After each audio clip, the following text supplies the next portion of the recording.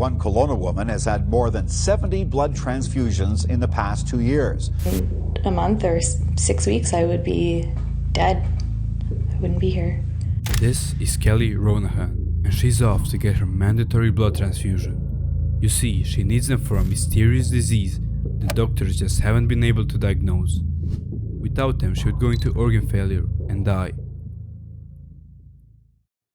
The only problem? Well, Kelly is lying. And not only does she not have any kind of disease, she's doing this to herself. Purposely bloodletting, injecting feces into her own wounds, and even going as far as picking her own legs to the point they need to be amputated. But why?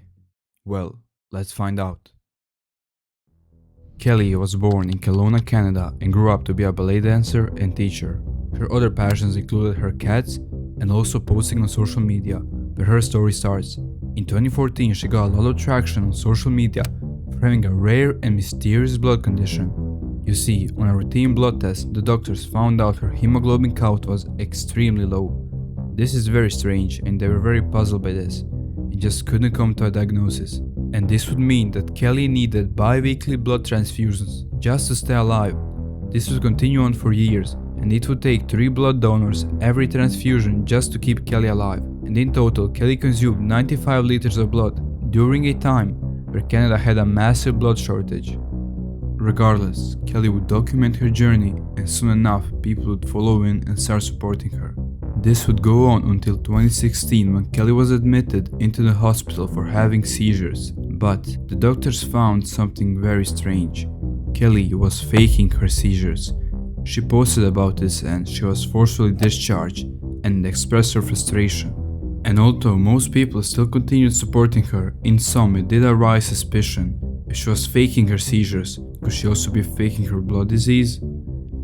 Now it's 2017 and Kelly's port would become infected, leading to sepsis. Yes, sepsis, which is extremely dangerous and can be life-threatening. Kelly got the port replaced, but yet again the port would become infected, and around this time the doctors decided to do a blood test, which Kelly at the time was not aware of, and to everyone's surprise, all her blood markers were at a healthy level, and her hemoglobin count was normal. Mind you, at the time Kelly was already getting regular transfusions for 2 years, and all of a sudden, out of thin air, her hemoglobin count was back to normal. Kelly posted about this, and for a lot of people who were already suspicious before because of the fake seizures, this would seal the deal. Kelly herself would claim that the doctors were conspiring against her and wrote, "Okay, so I guess I'm a blood seeker? A freaking blood-addicted junkie trying to weasel her way into a psychedelic blood transfusion?" Now, it's unsure of what was exactly happening to Kelly's blood.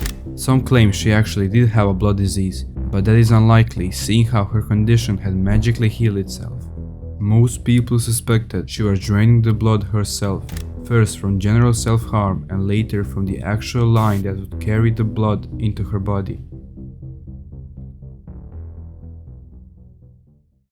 A few months would pass, and now it's 2018 and Kelly's port is removed as she somehow doesn't seem to need transfusions anymore. But a new problem would arise that would be far more devastating.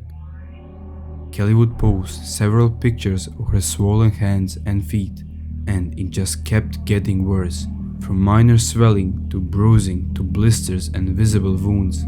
Doctors tested Kelly and tried to find out the cause, but just couldn't. Gradually, they went from small spots and scabs to almost rotting like pieces of flesh covering her whole legs. Kelly would keep picking her legs over the following months and documented everything. You can gradually see her legs go from having small bruises and wounds to literally rotten pieces of dead infected flesh. In some of the worst pictures, you can literally see a hole coming right through the middle of her leg. You can see the bone and all other flesh and connective tissue of the leg. She literally dug a hole through the middle of her leg. Furthermore, there is an extremely disturbing video of Kelly pulling out her own nerve from her leg that I obviously can't show here, but you can pause this and read if you're interested. The closest comparison I would make is that her legs look like some kind of rotten fruit. As other people online pointed out, in the beginning, all the wounds on her legs are round and very deep, as if she isn't just picking her skin, but stabbing at it. Kelly would also post frequent updates about her condition, such as, Alright, here is the update video of my legs that has been requested.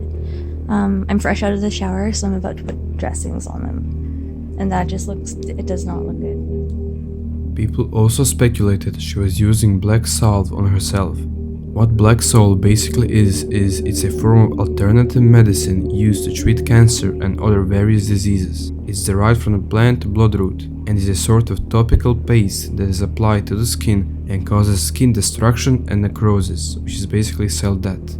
And overall, it is incredibly toxic and corrosive, and it is banned by the FDA and not approved for safe use. Kelly's wounds do have a resemblance to this, and I don't think it's a crazy theory she might have been using this.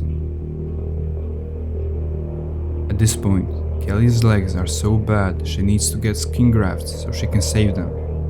And she does, and for a while her legs start to look better.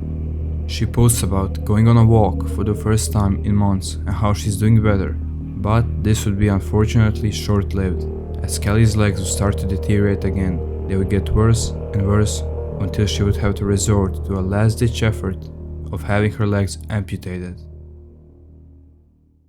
Now, you may be wondering, why the hell was Kelly actually doing all of this? Why would she deliberately fake a blood condition to get painful blood transfusions? And why would she pick her legs to the point of amputation? Now, I think it's safe to say that Kelly is not mentally well. When you search her online, you'll see this word thrown a lot, Munchausen, which is basically a mental disorder when a person knowingly fakes an illness. And I think it's safe to say that Kelly did have this.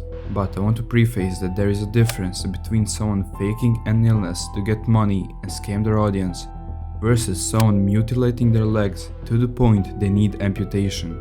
Kelly did lie about her condition, but all she gained was a few thousand followers, at most, and in turn she lost her legs. I do feel sympathy for Kelly, as she is clearly not mentally well, as no sane person does this to themselves.